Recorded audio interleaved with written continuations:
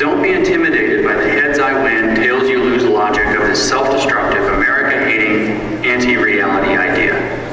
Don't be bullied into thinking that you're racist when you know you're not, or that you're a victim when you know you're not.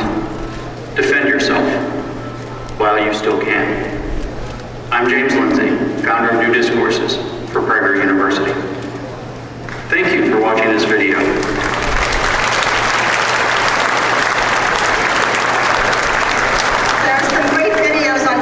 Which you probably already know, but what we want you to really tell, this is not a Berks County issue, this is a national issue, in fact it's a worldly issue. It's being heavily pushed by the Biden administration, tons of money being pushed to school districts, and in the state level as well. And if you want a real scare, go on to the website for our state School Board Association, and there's a lot of information about how wonderful George Floyd was. Anyway, critical race theory, as we know, is a federal issue.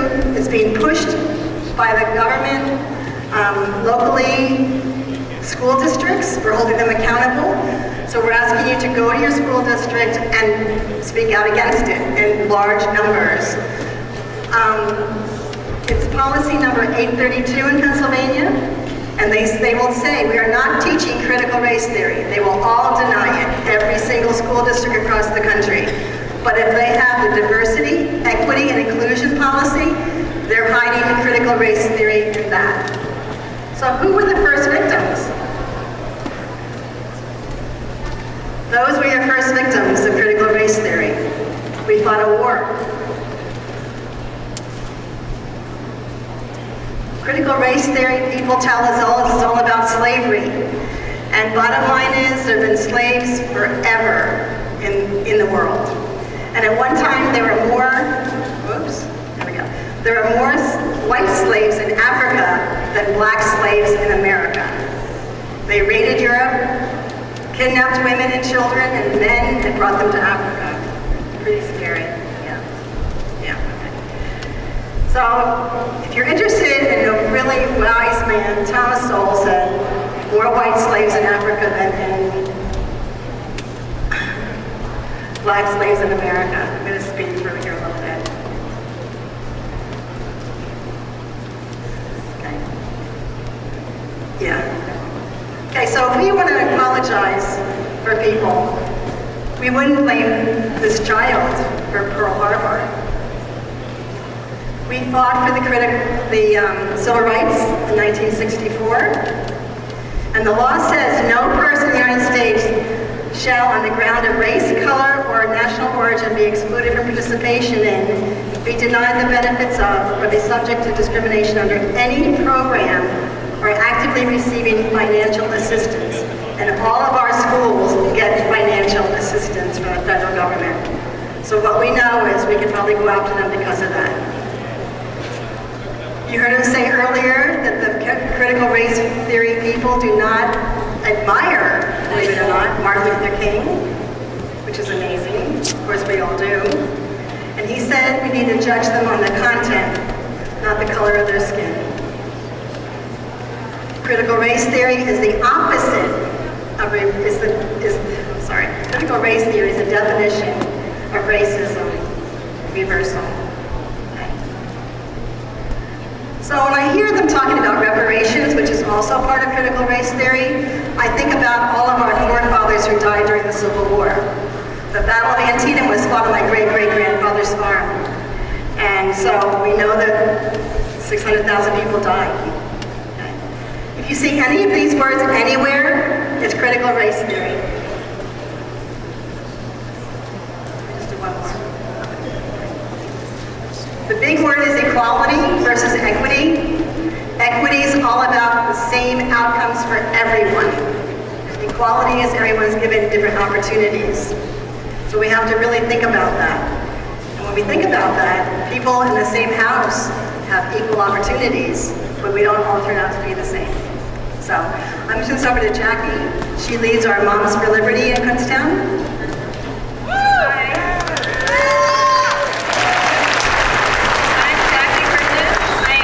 Chair for Berks County Moms for Liberty, and this is my co-chair, Tina Gavin.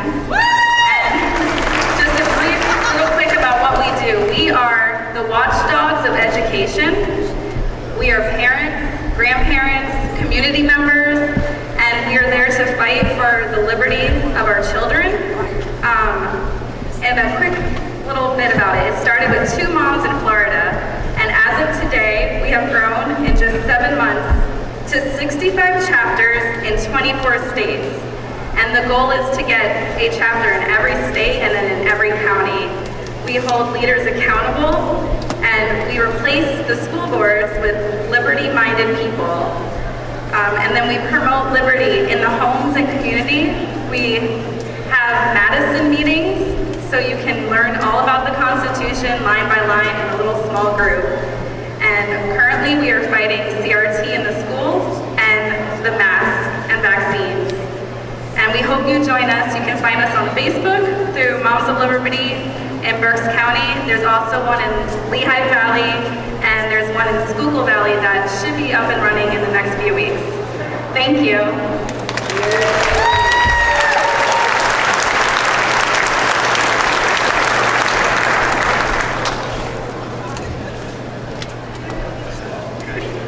And folks, just so you know, Kutztown is rewriting their equity policy. They're doing their first reading Monday night at 7:30 at the middle school. Anybody who's free Monday night, we'd love to see a big turnout. We need as much support as we can get. Thank you. Thank you, Jerry. Folks, up next is Kathy Barnett. Kathy Barnett is running for the U.S. Senate. Folks, the first time I met Kathy was when we were protesting on the Capitol steps in Harrisburg. She had her 2 young children with her. Folks, they have grown. That's a little while ago.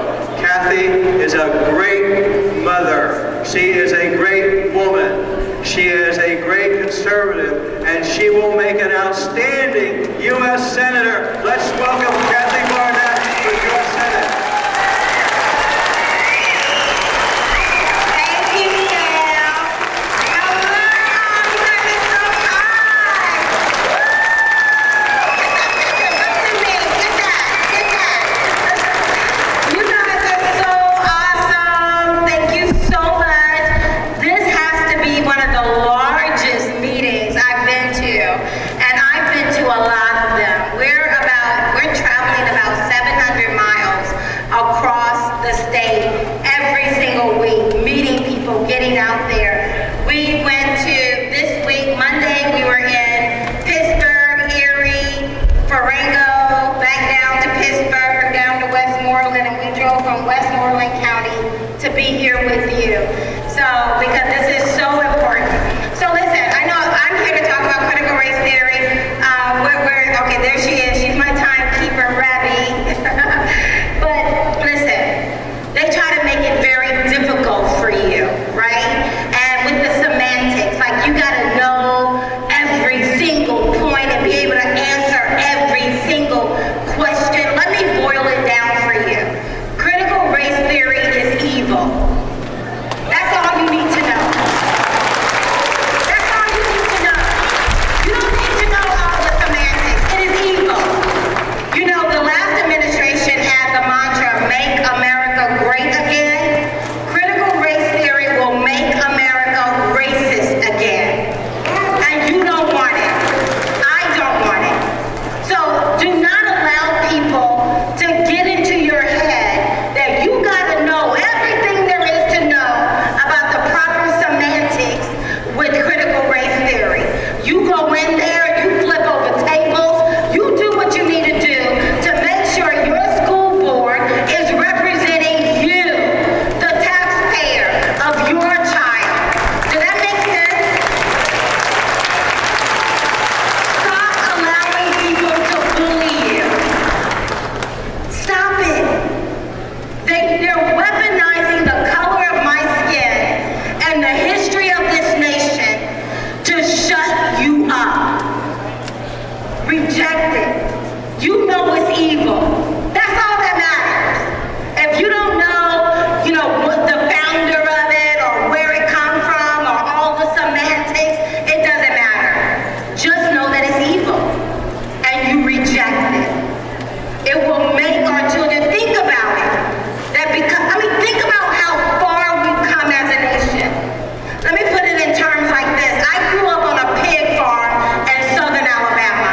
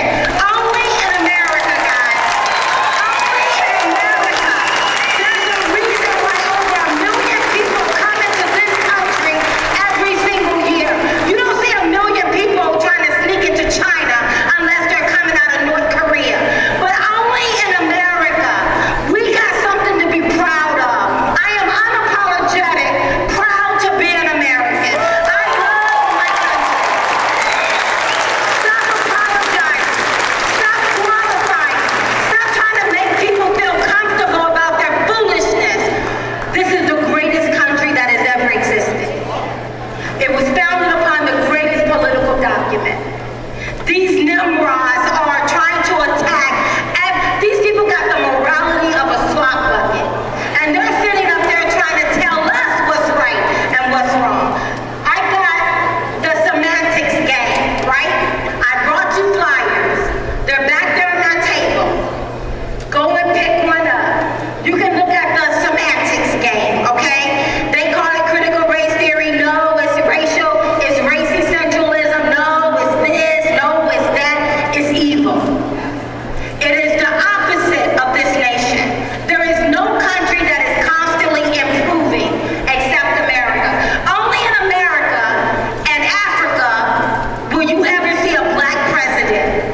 And we didn't do it once, we did it twice. I didn't vote for Obama either time. But some of y'all may have. But only in America do we have, and Africa, will you ever see a black man president. Think of all the other countries. They ain't gonna, but if you listen to the rhetoric, this is the worst country ever. If this is the worst country ever, okay, if this is the worst country ever, why are so many people by hook or by crook trying to get in here? I am running to defend this nation. I am the only one who can hold this seat, but I cannot do it by myself. I need all of y'all to go to barnett4senate.com and donate. Donate often. Tell your friends about it. If you don't want to be stuck with it, with what others may tell you, who you should select, I need you to donate. I can't do it by myself. Blessings, and remember, it is evil. That's all you need to know. Thank you, guys. Take yourself in the back. Thank you, Kathy. Didn't I tell you she would make a fantastic U.S. Senator? Thank you, Kathy Barnett. Helen, wherever you are, get up here, girl. 1 minute. 1 minute. Helen will be introducing our speaker in a moment. First, folks, I want to take you back in time to the 2020 election. That election has impugned the integrity of our election system. We demand answers. We demand remedies. And we demand a forensic audit. An Arizona forensic audit. And we demand that for sure. We must make sure that happens. We will not settle for anything less. Now, I do want to tell you, the Senate has held many hearings on the election. I would like to know, and I know you would like to know, what have they decided to do? What legislation is being proposed that's going to prevent and correct the things that happen? Hopefully, we get that answer tonight. Now I'm going to turn this over to Helen. Good evening, everyone. Yay! Okay. I have been blessed tonight with the opportunity to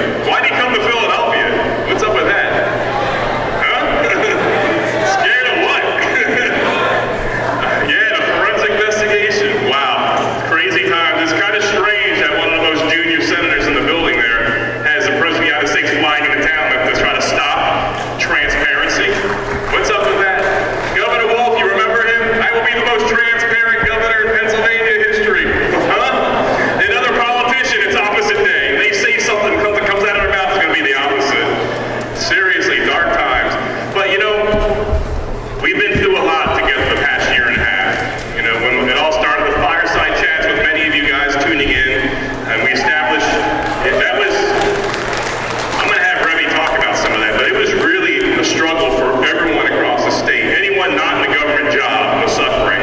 Meanwhile, Tom Wolf was staying home or in Florida or wherever he was. You know, my 55 visits of where is Wolf, he never showed up once. I'm like, first couple of visits on the door, you know, it's kind of fun. But after about the third or fourth time, I'm like, really? He gets out there, gives these speeches, all hands on deck, a dangerous pandemic, we got to work hard together. Where you been, man? And he finally showed up last June, had that burn on his head. I'm like, is that a Florida burn or a Philly burn, you know? I felt bad because being a fellow bald guy, I'm like, Tom, that hurts. But it sure did look red to be Pennsylvania. Kind of wondering. But you remember this. He came out and gave a speech. The king doth decree that you shall gather in groups of 25 or less in the yellow counties, that I shall decree shall move to yellow today. And then, but 26 or more appeareth, he shall perish and be smitten down by COVID. And literally, the very next day, he shows up in Harrisburg at a rally, a BLM rally, and with thousands. And I'm like, you guys remember the rallies we had last summer? You remember what the media would say about us? We saw Mastriano and his supporters, no social distancing, hardly any masks, they're super spreaders, they're dangerous, they're putting people to death. Tom Wolf shows up there, violating his own edicts, and the press is like, oh, this is a noble cause. You know, next day they asked Levine, anyone miss Levine? What? You don't miss Levine? Only a Democrat can have a deadly policy resulting in 16,000 dead of our dearly loved ones in the elder care facilities, long-term health care facilities, and de-promoted to a federal position. You just can't make this stuff up. The media, they've abandoned us. You know, the First Amendment is so important. It covers free speech and the free press and the right to gather peacefully to protest. You'll notice that when we gather, of course, it's painted a black picture, a dour picture, but when the left gathers, it says it's a state-approved event. They can do whatever they want. They get grace and mercy. But right now, I think the biggest challenge we're facing as conservatives and as Republicans is unity. We don't have to agree on every single vote. We don't have to agree on every single issue, but we're on the same mission here to secure our elections. We gotta stand together. We have to stick together. Oh, yeah. Can I see the veterans' hands in the air? Veterans, give it up to my brothers and sisters, huh?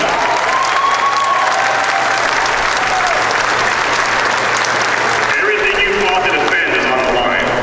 You know, they send our butts overseas and faraway countries to have better elections under American soldiers and Marines' eyes than we do in Pennsylvania. There's something wrong.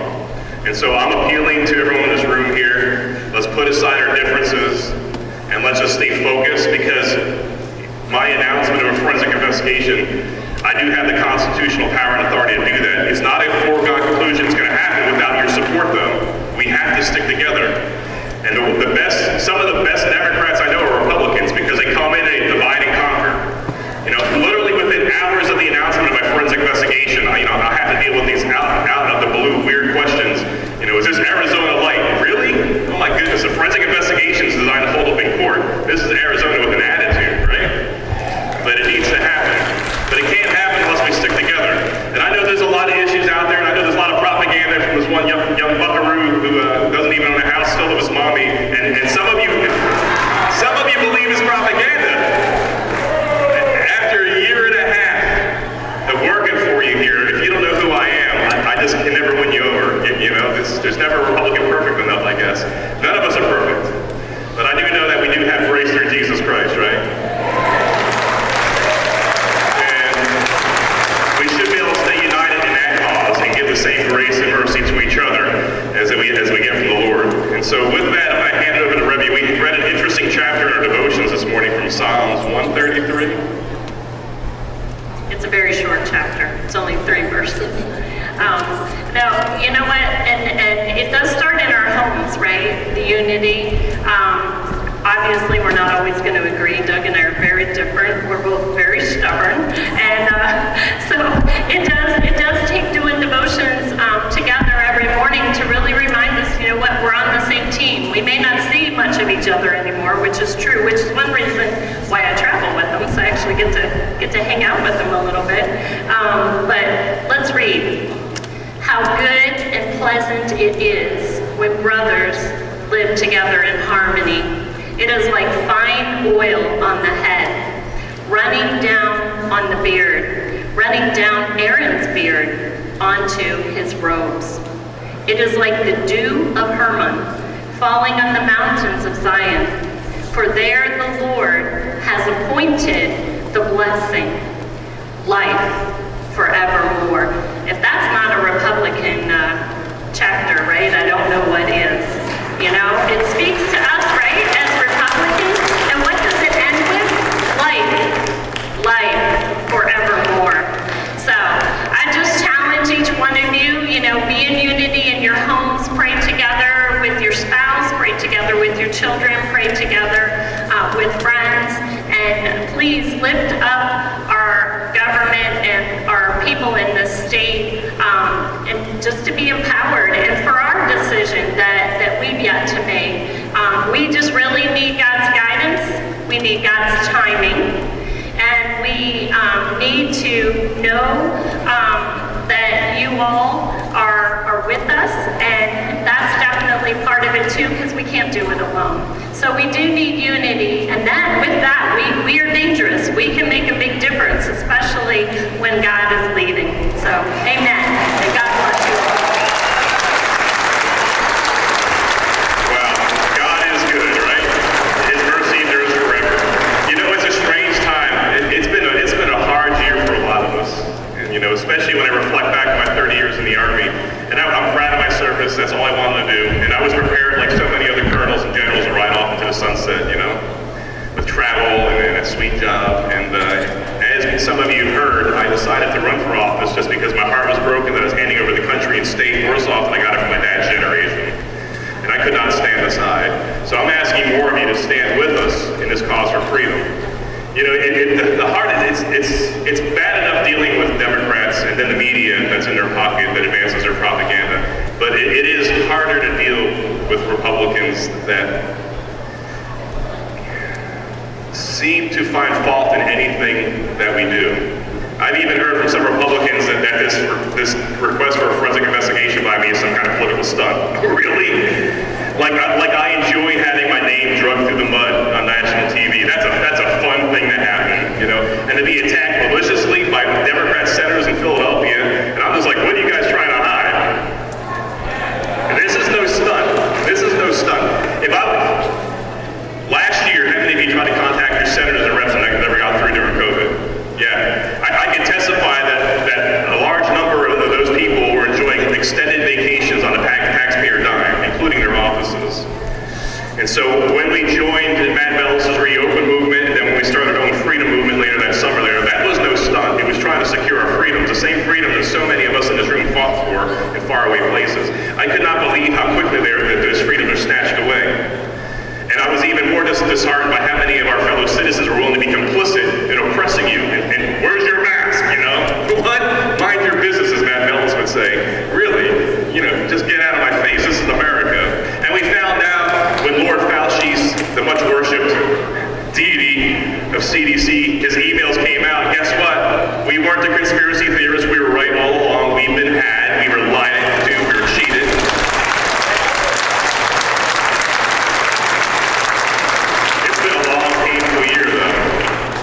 And then, of course, the election happens.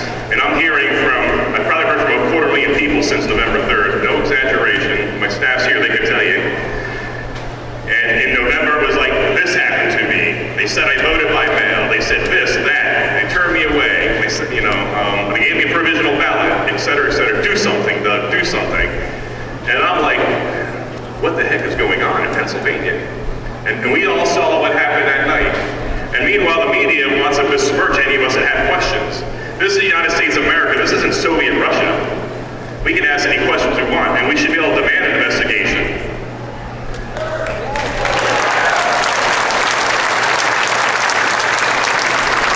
So I hold a hearing in Gettysburg. And that's after I get a call from Giuliani and Jenna Ellis. They're like, Doug, it's all falling apart. Everyone's quitting. Will Pennsylvania do something about it? And I heard from enough of you by then that, yeah, it was our time to do something. And because I heard from you, it did make a difference. I held that hearing. Thank you. It was just the beginning. So what happened? I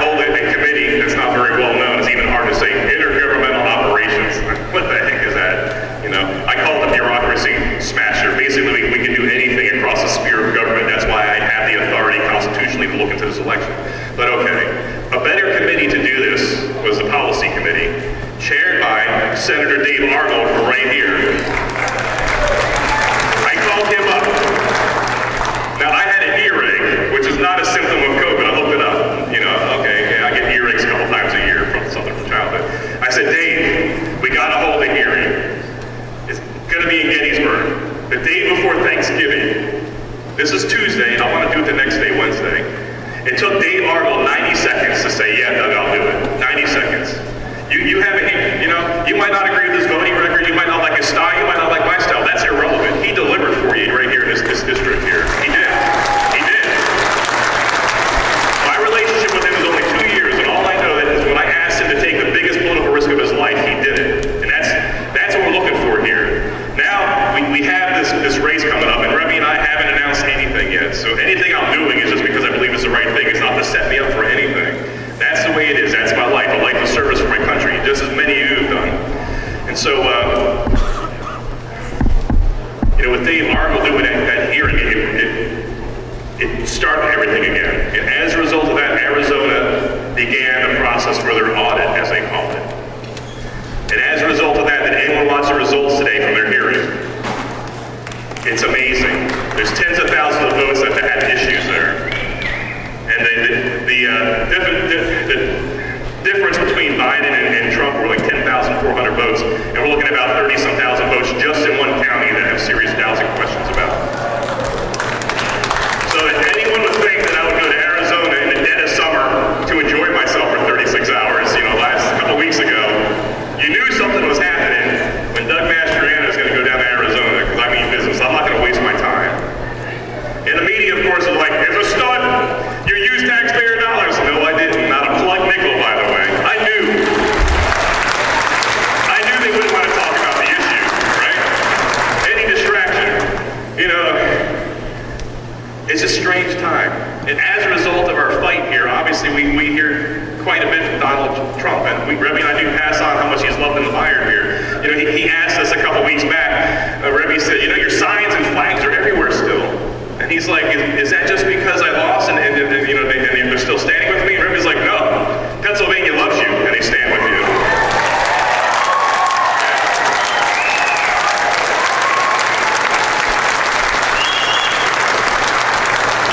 And it really does his heart good. He's obviously had a lot of ups and downs the past few months here, but he sees history is hinged upon Pennsylvania. We're the Keystone State. This is where it all began in 1782 when William Penn got off the boat near modern-day Philadelphia, and he prophesied that we would be the seed of the nation, that we would do what is just and right. That's engraved in our Capitol dome.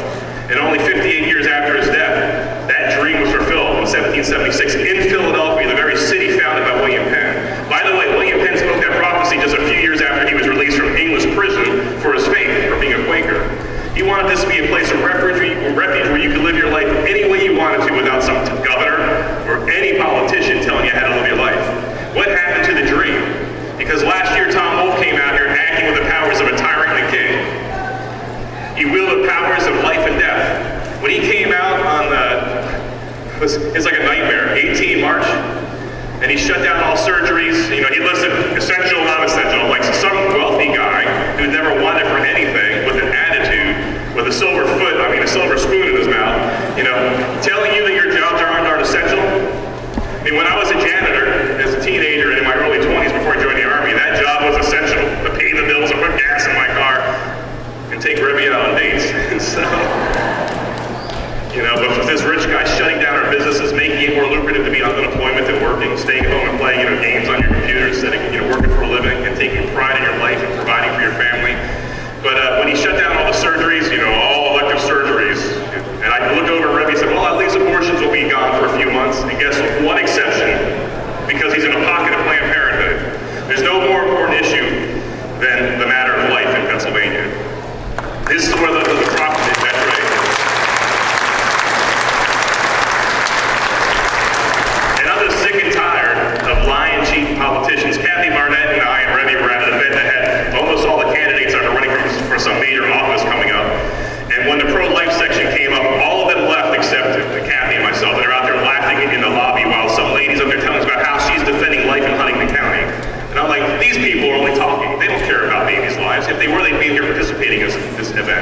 You think about all the Republican governors and presidents we had, and they did almost nothing to save the lives of baby. It took somebody like Donald J. Trump to come here and make a difference. And he did. And so when you hear these long speeches this next 8 months or so, you're going to hear lots of speeches from people. Just ask your question, where were they the past year and a half when you needed them? Where were they when the state was being shut down and persecuted by Tom Wolf? Where were they when Libby unleashed death, when the science-denying policy of sending sick COVID patients back into long-term health care? Where were they during this election fraud season? Where were they when it's time to call for a forensic investigation? Where were they? You know, it cracks me up to watch the press releases they come out with. You know, after something, we do something, and I get shot at by the press, by the Democrats, and sadly it's by some Republicans. And then suddenly these politicians come out, I always believed, and I'm like, shut the heck up. Talk is cheap. I know I have strong words.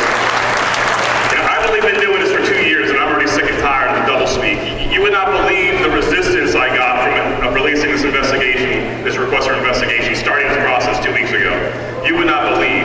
I wish we could talk privately. You break down in tears or break out in rage, I don't know. But from fellow Republicans, we should be all in on this. There should be no discussion or debate. Even from the Democrats. You know, I was just thinking today, why in 2016, since they believe the Russians stole the election, they're the ones that spread the big lie. They don't want to label, you know, any questions I have. Mastriano, who's advancing baseless claims and Trump's big lie. What did they do for the past 3 years about Russia? Russia, Trump collusion. And I'm like wondering, if that was true, why didn't they do a forensic investigation in Philadelphia? I wonder why, huh? They got something to hide. It's a strange time in Pennsylvania. So let me dispel some of the garbage floating around out here. And so I hope, I'm going to lay it out there. I got nothing to win or lose from this here. I'm just going to tell you the truth. Because like I said, it's always going to be the truth. And as you receive these slick political ads, from whether they're young or old, I don't care, always ask the question, consider the source. I was a military intelligence officer with top secret access for 30 years. And we'd always say, consider the source. Is that source credible? When you get a propaganda piece from a young man in Silos at home that thinks he can lead 13 million people, is that a credible source? Somebody who doesn't pay property taxes like you do, like we do? The same property taxes that are driving you guys out of your homes? 10,000 elderly a year on average lose their homes to sheriffs because they can't keep up the property taxes. And so all these slick politicians that want to put knives in the back of other Republicans, always ask the question when they're sticking the knives in somebody that's been fighting for you. What's up with them? What's up with them? Will they say and do anything to get your vote? Will they lie to you to get your vote? Yeah, yes they will. And I'm sick and tired of these guys because when they're in office, they don't do anything. When they're in office, they bring in Dominion voting machines. When they're in office, they vote with the Democrats. So consider the source. It's pretty easy, I think, for most of us. We're Republicans, we think. We're not gullible like the Democrats, right? So we got to stand together. So this next year, always ask the question when somebody has these great speeches, they have expensive speech writers out there, always ask, where have they been the past year and a half? What have they done to help Pennsylvania? And if they've been missing in action, don't waste a dime. No matter how slick their ads are, no matter how much your buddy likes them, just stand aside. Because we got to stop settling in Pennsylvania. When is the last time that we had a decent Republican governor in the state? When? Tom Ridge, who stood against life during the Gosnell debacle and murder, when so many babies and ladies died in an abortion clinic in Philadelphia. Tom Ridge looked the other way, Republican. I know we might like him personally, but he was missing in action. He has ties to Planned Parenthood. So we got to stop settling. So you have some big choices coming up here, you know, for governor and U.S. Senate. You know, choose wisely, as Indiana Jones would have it, right? Don't be like that dumb guy who drank from the wrong cup and died, you know? Because so much at stake, and I think we're running out of time. I think our republic is on the precipice here. And the heavy-handed rules and a desire for H.R. 1 in Washington, D.C. to federalize our elections, that means you'll never have a Republican anything if we federalize the elections. So much is at stake. So please pray as you go into polling stations for guidance for God. We need divine wisdom. You can't see the heart of man what God does, but you can see the works of men and women's hands, right? You can see what they've done the past year and a half. That they just stood aside, took those nice vacations, and did nothing nothing when you needed them, then you don't need to vote for them. Too much is at stake. And as Remy and I entered this whole thing here is because our nation was at stake. And I have to admit, when I was leaving the Army in 2017, I was really having a hard time. That's all I ever wanted to do. I never wanted to run for office. It wasn't even a remote idea. And my heart was broken that after so much sacrifice that every veteran knows, that the smell of war, the fear of not knowing if you're coming back, the uncertainty of deployments, and that I was handing off my country after so much sacrifice in my own life and missing so much with Remy and my son Josiah, that the country was falling apart and our generation dropped the torch. And so it's time for us all to rise together as one and to pick up that torch and to save this republic before it's lost. And we can do it because there are more of them than there are of us. There's more of us than there are of them. I know it's true. I think about Elisha when he's with Gehazi surrounded by an enemy army. And Gehazi's like, wow, there's a lot of bad guys there. And Elisha prays, God opened up his eyes, and Gehazi saw the army of the Lord surrounding the enemy camp. He's like, wow, there's more of them that are for us than those who are against us. And I do believe that there's more of us in Pennsylvania who stand on the side of righteousness and freedom than those that want to oppress and control you. But this is our time. And we do have Esther moments, and God's calling for each of us here does differ and vary. But I know that together we can make a difference and change history. If we stand together, whoever you end up going for governor and U.S. Senate here, if we stand together, you can pick somebody above what the party wants you to pick. The establishment wants you to pick somebody they can control, somebody who will work with them and bow and bend for political necessity. But you want to pick somebody like Donald Trump, who stands for all that's good, who's willing to do the right thing no matter the cost.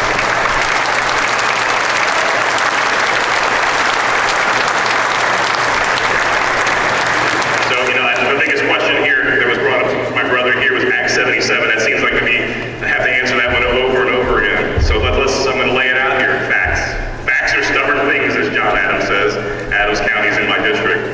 So Act 2 summers ago, Democrat governors from across the nation gathered in Las Vegas. We don't know what happened there. Nothing leaked out. The Democrats are very disciplined. But Tom Wolf came out of that meeting and he decertified voting machines across the state. You remember that? My own home county, Franklin County, just spent millions of dollars on new machines. And we're like, what the heck is this? And his Department of State, under Acting Secretary Bookvar, decertified the machines. And guess what came in at a cheaper price on some of those machines? Use your imagination. So about 14 counties picked up those machines, including that one county from that buckaroo that's putting out all this crap about me. So, oh, the irony.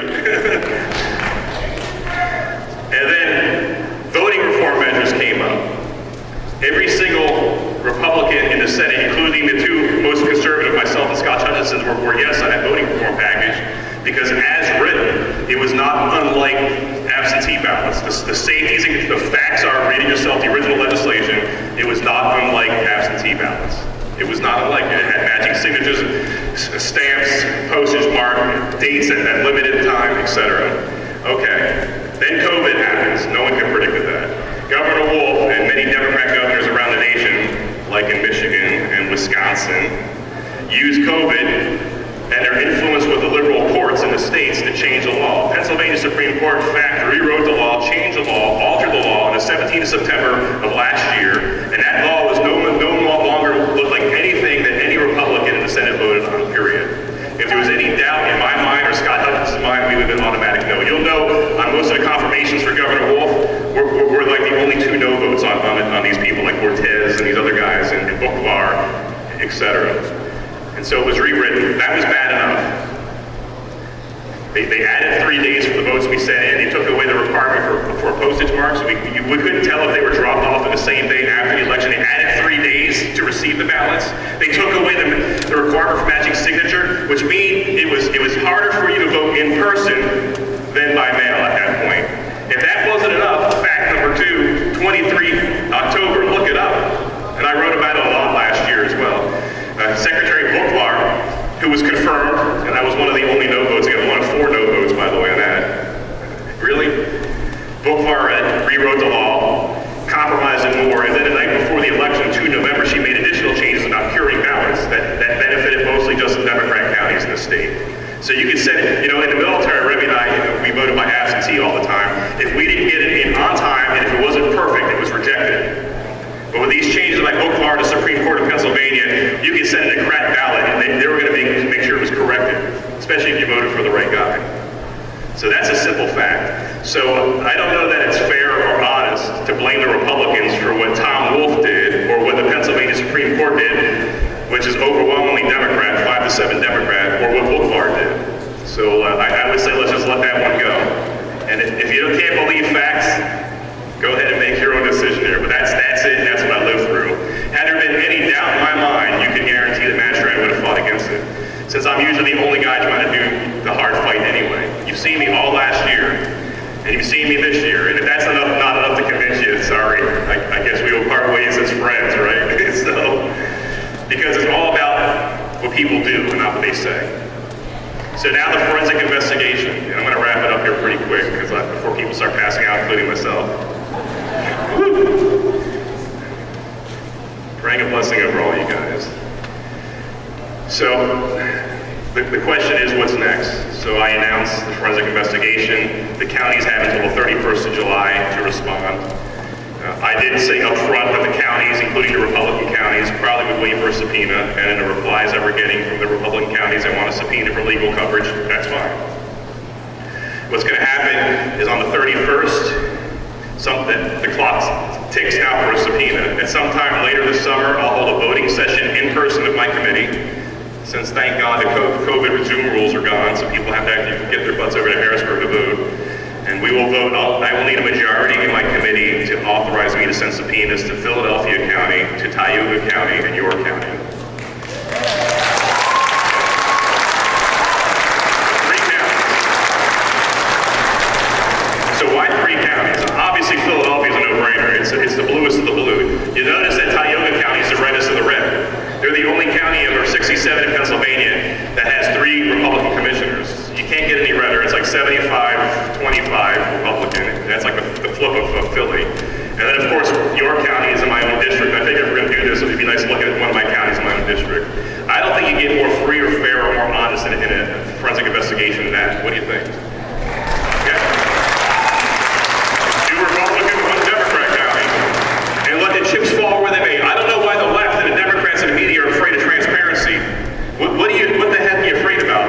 I mean, watching Tom Wolf in his response is a ridiculous name call. He's acting like a juvenile. He should be ashamed of himself. Pennsylvania deserves better than that. This insurrectionist governor, Mastriano, insurrectionist, I'm like, just shut the heck up. Unlike this rich, spoiled kid, I served 30 years every day in uniform, and like any better, put my butt on the line for this country here, and to be called that, somebody who defended our Constitution with his life, his soul, and his mind and body.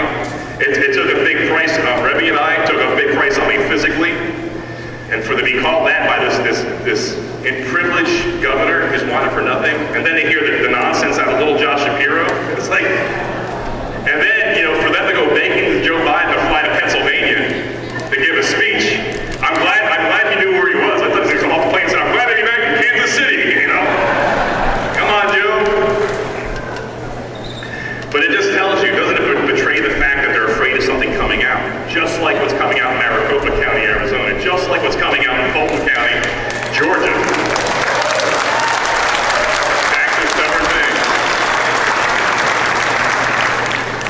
So on this, I'm going to close with a prayer for our state and for each of you. God, I thank you for my brothers and sisters here. I pray for a hedge of protection over us, that you'll bring unity, that you'll help us see through lies and political games and manipulations, that any lying politician will be exposed for fraud if they are, and those who stand for righteousness, God, that you'll give them favor of the people. I pray, God, for success on this audit, this forensic investigation. We ask you for a hedge of protection over each of us and our families. In Jesus' name, amen.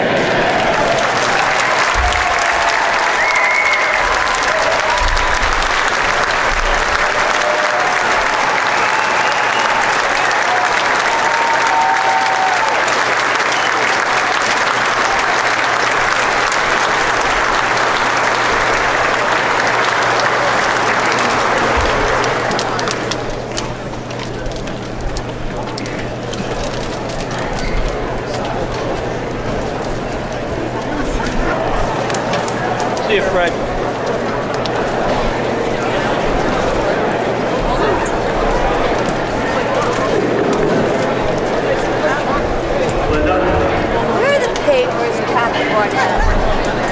Okay,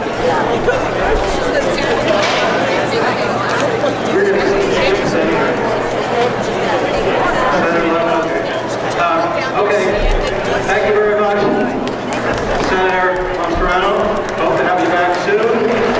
Linda, come on up and do a prayer. Also, we have a 50-50, folks. A lot of money in there, 50-50. Beth, you close by here? Okay. Also, folks, I want to make an announcement. There's some people passing out literature. I just want to make sure you're not confused. The scan on here does not take you to the Berks County Patriot website or the Berks GOP. I just want to make sure you understand that. Okay, 50-50 over here? I was born confused. All right, so for 50-50 tonight, we have $140 total. The winner is $210. And Sam's going to choose. Okay. 36, 58, 133. Last four digits. 8133. 8133. Do we have a winner? 8133. Last four digits. Do we have a winner? If we don't have someone come up in the next 10 seconds, we're going to do another drawing. Last four digits, 8133. Going once, going twice. Wow, it's a lot of money. Okay. Read the whole ticket again. 36, 58, 133. Okay, turn it over. Do another.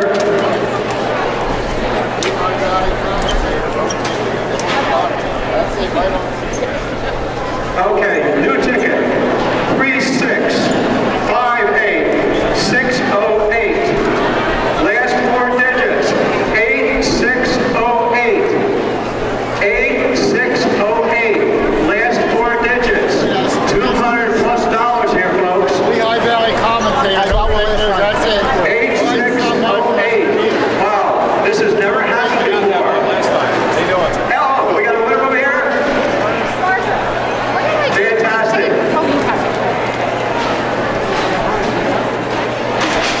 That's it. 3658 608.